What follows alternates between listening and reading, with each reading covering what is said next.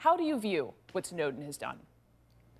Well, I think that we should be most concerned with what Snowden has disclosed in terms of our constitutional rights. And I think people who want to turn the conversation to the person who disclosed this are people who either don't care about the United States Constitution and the Fourth Amendment, or who simply want to protect the political interests of the National Security Administration and the Obama administration.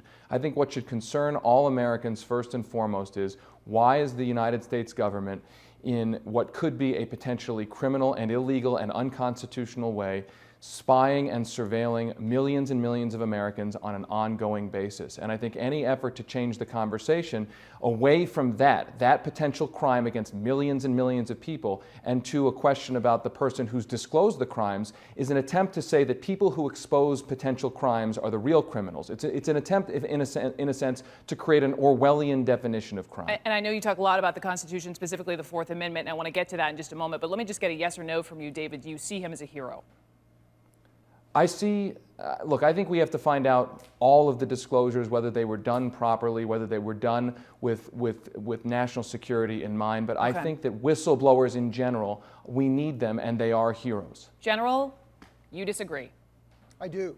Look, the presumption of David's comment is that the U.S.'s activity in terms of national security is a crime, and that what this young man has revealed is a crime. That is not the case at all. In fact, we've got a big problem if the Justice Department, the executive, and the judicial all are now kind of rogue and moving down a path that we cannot trust. The real issue in my mind is you've got this young man who has the very highest security clearance, and he broke the rules. He doesn't have the right to do that. If he disagrees with the program that he was a willing participant in, he needs to step away, stop doing the job, stop taking the paycheck, and then get back into private life, drop the security clearance. And then he also has some non-disclosure issues because he's had exposure to this information.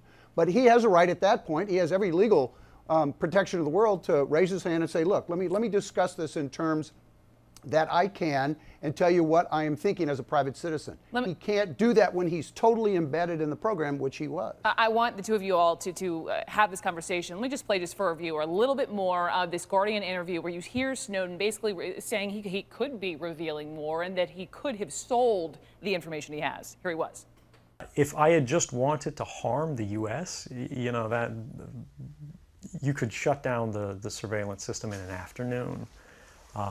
But that's not my intention, and I think for anyone making that argument, they need to think, if they were in my position, and you live a privileged life, you're living in Hawaii, in paradise, and making a ton of money, what would it take to make you leave everything behind?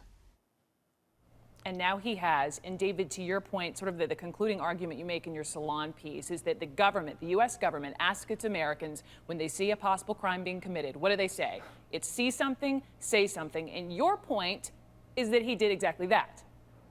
That's right, and let me give you two examples here. I mean, the Director of National Intelligence, James Clapper, went before Congress and perjured himself and said that mass surveillance wasn't happening in the United States when he was asked a direct question. Same thing for the head of the NSA. So at one level, you could simply argue that someone like Edward Snowden saw these officials perjuring themselves before the United States Congress and went forward with information in one of the only ways that he could to call out blatant crime. I mean, you can find that videotape. It's out there. You can see James Clapper lying to Congress. And if we're going to have any chance of Congress actually regulating the NSA, then we need to make sure that information comes out so that Congress knows when it's being lied to by Obama administration officials and the NSA. General? Well, I'm not going to respond directly to David's comment. Yeah. These are really outrageous comments that he's making. The fact of the What's matter outrageous is, about it? the fact What's of the outrageous about it? James Clapper went before Congress and said there is no mass surveillance on the United States. The fact of the matter is, this young man has been given a great privilege, as he indicated.